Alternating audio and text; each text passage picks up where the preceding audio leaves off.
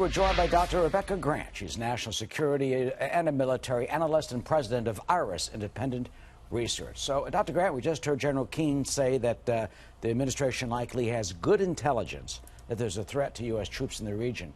What do you think they have, and how serious is that threat?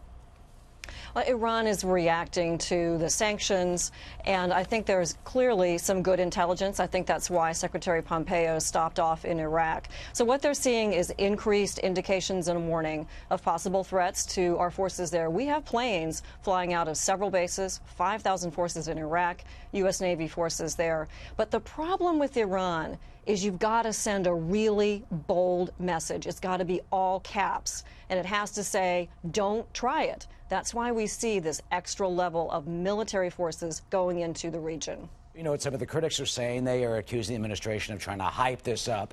Here's Chuck Hagel, former Obama defense secretary, saying, quote, "It's not unusual to have an aircraft battle group in the Persian Gulf. We do that all the time. But I'm concerned that this administration is baiting Iran in a very dangerous way."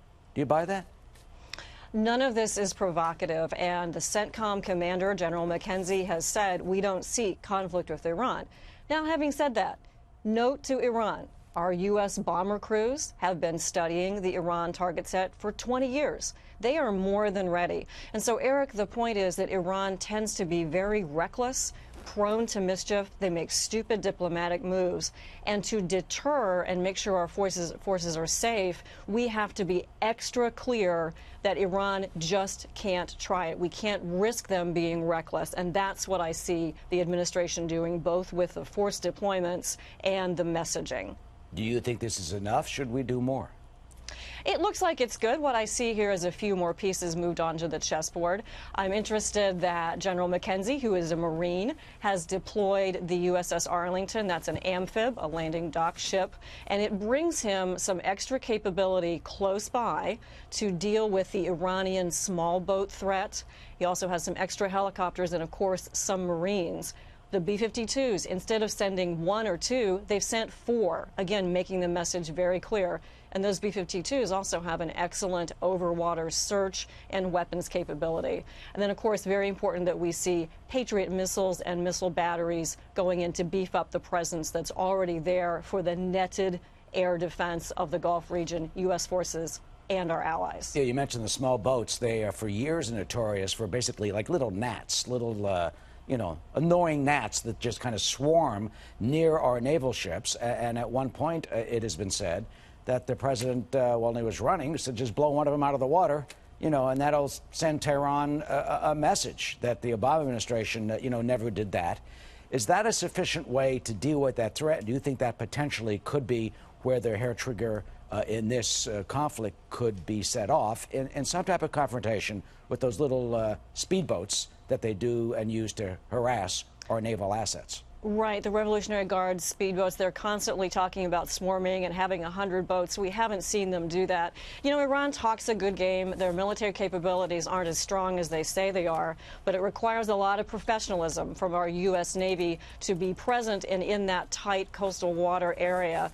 But they're more than capable of dealing with that threat, and I think the USS Arlington will help. The other big worry, of course, is Iran's ballistic and cruise missiles. And the Patriots going in there, Eric, is really important to note. These aren't your 1991 Gulf War Patriot batteries. There is a new GEM-T missile that has an excellent fuse, excellent seeker, and is really more than capable of dealing with the very nasty Iranian cruise missile threat. I think in addition to possible terror attacks sponsored by Iran, that ballistic and cruise missile threat is really on the minds of our commanders.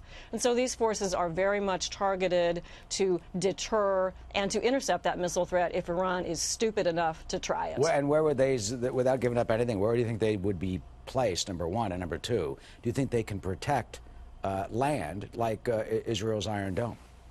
Right. So our Patriot batteries are in several of our regional allies. I think that's pretty well known. It's a great system. It's an air and missile defense interceptor, the best in the world, and very much capable of doing that. And that means that our forces still have the ability to operate with a degree of safety there. And again, it's deterrence. It's time to put the economic squeeze on Iran with the sanctions. We've got to buckle down the military piece and make it double extra clear that Iran knows they're overmatched against our forces in the Gulf. Do not try it. Yeah, you know, don't tell that to some Iranians. Here's what was reported by the Iranian student news agency via Reuters from one of the leaders there, an Ayatollah. Their billion-dollar fleet, meaning us, can be destroyed with one missile. If they attempt any move, they will face dozens of missiles because at that time, officials won't be in charge to act cautiously. But instead, things will be in the hands of our beloved leader, Ayatollah Ali Khamenei. In other words, they're saying they think they can destroy our warship with one missile. Talk about talking a good game. Is that even at all in any realm of reality in the universe plausible at all?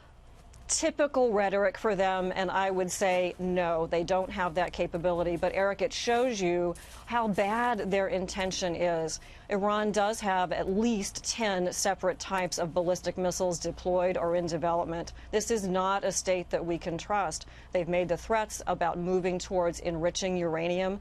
Everything they do, worst diplomats in the world, reckless, stupid, and I don't think they have that capability, but the fact that they would threaten it is all the more reason for us to deploy our forces, work with allies, and keep pressure on to get some change. We cannot live as a world with this regime for the next millions of years. They have got to understand they need to be part of the world order, knock off the terrorism, the provocative military deployments, and do not violate that nuclear deal. And they have the blood of 603 American servicemen and women who were killed in Iraq by Iranian-backed forces. Correct. Dr. Rebecca Grant, always good to see you. Thank you for your insight today. Thank you. Thank you.